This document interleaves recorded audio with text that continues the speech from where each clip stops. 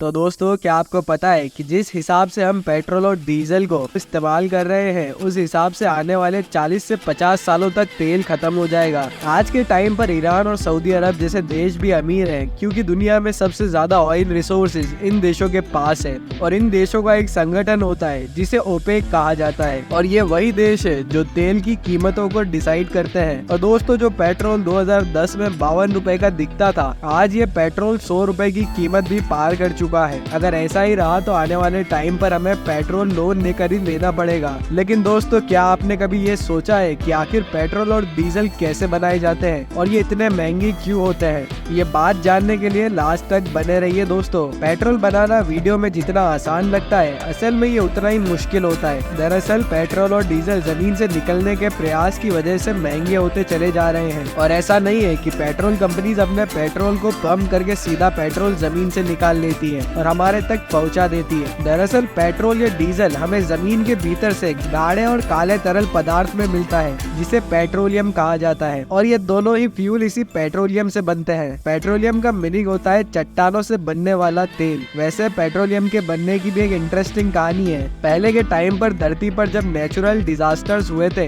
जमीन पर रहने वाले पेड़ और जानवर जमीन के अंदर ही दब गए और ये डीकम्पोज होकर प्रेशर की वजह से पेट्रोलियम में कन्वर्ट हो गए। इसके बाद इंसानों ने कई बड़ी बड़ी मशीनों से ड्रिलिंग करके पेट्रोलियम को निकाल लिया और इस पेट्रोलियम में क्रूड ऑयल यानी कच्चा तेल होता है और एक बार जब इसे निकाल दिया जाता है तब इस कच्चे तेल को कारखाने में बेच दिया जाता है। वैसे आपको बता दूं कि कच्चा तेल जमीन और समुद्र दोनों में मिलता है और जो तेल समुद्र में होता है उसे बनाने के लिए फ्लोटिंग रिफाइनरी बनाई जाती है और जो तेल जमीन पर होता है उसे निकालने के लिए कुएं बनाए जाते हैं। चाहे समुद्र हो या फिर जमीन, असली समय उसे निकालने के लिए इस्तेमाल होता है। और तो और दोस्तों, सिर्फ तेल को ही ढूंढने में कई सालों लग जाते हैं और पैसे भी, और कई करोड़ रुपयों का खर्चा भी होता है। और जो तेल आप तक पहुंचाया जाता है उसके लिए कई बड़ी बड़ी मशीनें एक जगह से दूसरी जगह तेल निकालने में लगी रहती है। और जब फाइनली तेल मिल जाता है तो मशीन को आसपास की चट्टानों से मजबूती से बांध दिया जाता है ताकि ये इधर से उधर हिल ना सके। और इसके बाद समुद्र में ड्रिलिंग करी जाती है और ये ड्रिल हजारों फीट नीचे होती है। तेल मिलने पर उसे रिफाइनरी में पहुंचा दिया जाता है। रिफाइनरी में कच्चे तेल को बड़े बड़े सिलेंडर्स में गर्म किया जाता है और फिर उसके बाद अलग अलग टेम्परेचर पर कच्चे तेल में मौजूद चीजें अलग अलग टाइप के पाइप्स की मदद से निकाल ली जाती है। अब आप सोच रहे होंगे ये होता कैसे है?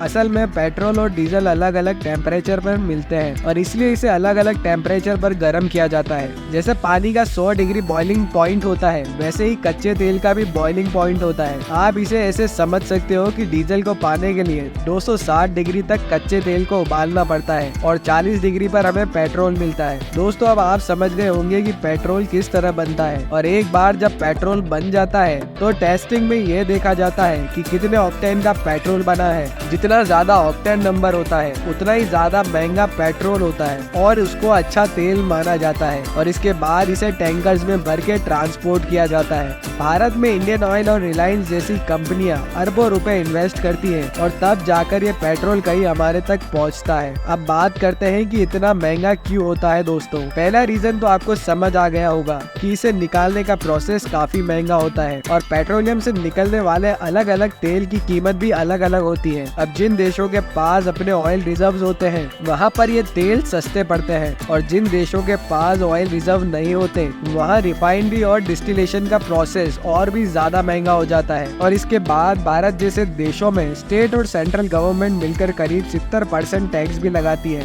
पेट्रोल और डीजल एक नॉन रिन्यूएबल रिसोर्स है और इसलिए जैसे ये इस्तेमाल हो रहे हैं वैसे ही ये खत्म होते जा रहे हैं और इसी वजह से इनकी कीमत भी बहुत ज्यादा महंगी होती चली जा रही है। दोस्तों, आप अपने सवाल हमें कमेंट में पूछ सकते हैं और इस वीडियो से कुछ नया सीखा हो तो इस वीडियो को लाइक करें और ऐसी वीडियोस के लिए हमारे चैनल को सब्सक्राइब करें। फिर मिलते हैं अगली वीडियो में, तब तक के लिए बाय दोस्तों।